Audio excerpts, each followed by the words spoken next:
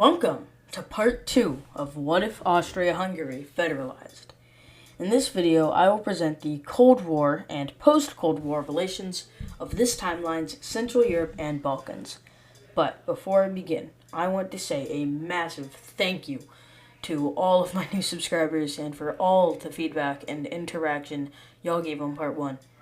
I wasn't expecting any views, but in just 4 days, I've gained 26 subscribers and part 1 has blown up.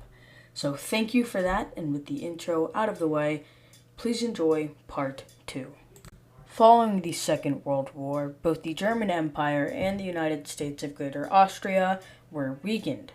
The war had taken a massive toll on Europe as a whole, including a loss of resources and people.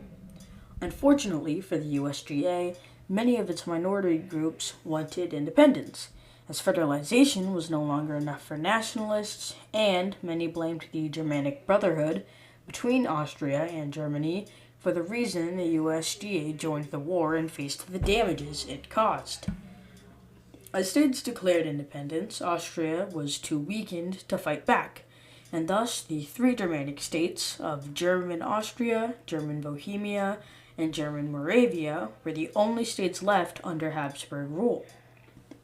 It was in this dark time that a pan-Germanic movement found itself in the hearts of the youth in both Germany and Austria. On January 1st, 1950, 5 years after World War II ended, the German Empire and United States of Greater Austria united to form the United Kingdom of Greater Germany, colloquially known as Germania. This union operates as a dual monarchy and federal parliamentary republic. Following unity, Germania began a process of recovery from World War II, as well as cementing itself as the leader of non-Soviet Europe. Germania did this by forming the European Treaty Organization, otherwise known as ETO for short, which is basically this timeline's version of NATO, created just a year after.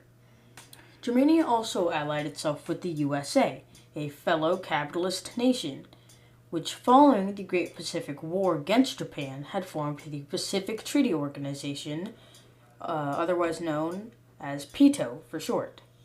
Together, the USA and Germania would work together to lead the Western world as it fought against the Soviet sphere during the Cold War.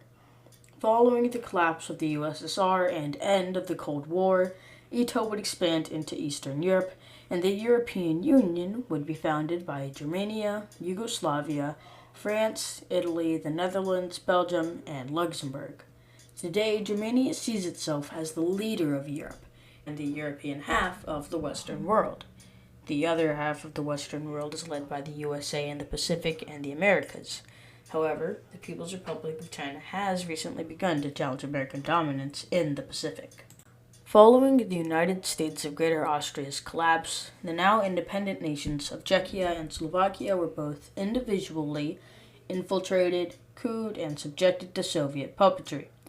For the remainder of the Cold War, both nations would remain socialist.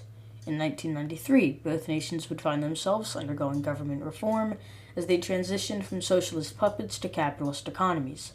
Today, Czechia and Slovakia are good allies and have roughly the same politics and alignment as in our timeline. Following independence, Yugoslavia, consisting of what we know in our world as Slovenia, Croatia, and Bosnia and Herzegovina, attempted to spread their ideals of South Slavic unity to Vojvodina, Serbia, and Bulgaria. Unfortunately, these attempts failed, as both Serbia and Bulgaria were in the Soviet sphere. But Yugoslavia was allied with Germania and the United States of America. Though many of its citizens preferred to remain allies with Yugoslavia due to the shared history under Habsburg rule, Vojvodina would eventually end up uniting with socialist Serbia following a referendum of majority vote in 1951.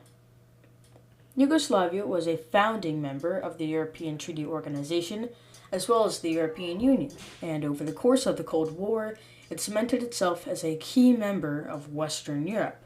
Today, many of its citizens support unification with Serbia and even Bulgaria, but unfortunately the three nations remain divided on Russo-Western relations. Most recently, the three nations disagreed on the annexation of Crimea by the Russian Federation in 2014, and now the Russo-Ukrainian War beginning in 2022. Following Austrian collapse, pro-unification movements led Hungary and Zeklerland to begin a process of Hungarian unification, and Transylvania and Romania to begin a process of Romanian unification. Unfortunately, Stalin had plans to expand the Eastern Bloc into the newly independent Central Europe and Balkans, and he feared the Hungarian and Romanian unifications would increase nationalism, which may make his ideals harder to achieve. Due to this, Stalin was quick to puppet Hungary, Zeklerland, and Transylvania. For the remainder of the Cold War, any and all nationalist movements would be quickly silenced if they were to rise up, even if they were peaceful.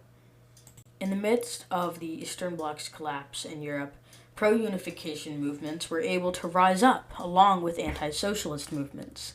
In 1993, Transylvania and Romania united to form the United Republic of Romania. This feared many pan-Hungarian nationalists, as many in Hungary and Zeklerland thought Romania may try to invade Zeklerland as a form of unification, as it was now entirely encircled by the United Romania.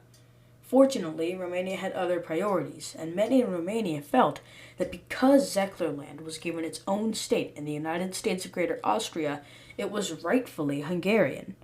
Thus, in 1994, Hungary and Zeklerland united to form the United Republic of Hungary, taking inspiration from Romania's name post-unification.